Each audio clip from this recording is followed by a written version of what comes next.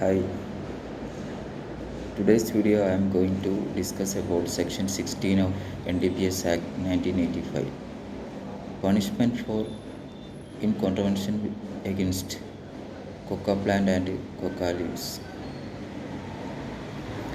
ആരെങ്കിലും നിയമവിരുദ്ധമായി കൊക്ക പ്ലാന്റോ കൊക്ക ലീവ്സോ കൈവശം വെക്കുകയോ അല്ലെങ്കിൽ വിൽപ്പന നടത്തുകയോ ഇമ്പോർട്ട് ചെയ്യുകയോ എക്സ്പോർട്ട് ചെയ്യുകയോ ഉൽപ്പാദിപ്പിക്കുകയോ അങ്ങനെ അതുമായി ബന്ധപ്പെട്ട കൊക്ക പ്ലാന്റുമായി ബന്ധപ്പെട്ട പല പ്രവൃത്തികളും ചെയ്യുകയാണെങ്കിൽ അത്തരം വ്യക്തികൾ 10 വർഷം വരെ തടവും 1 ലക്ഷം വരെ രൂപ പിഴയും ഈടാക്കാവുന്ന കുറ്റമാണ് ചെയ്തിരിക്കുന്നത്.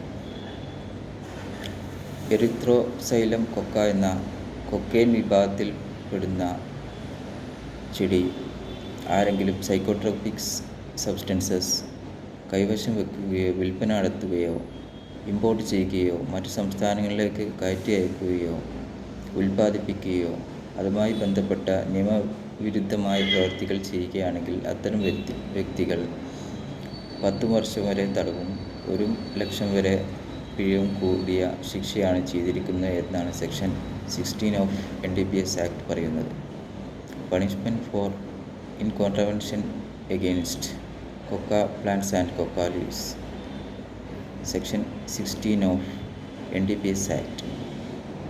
Thank you very much.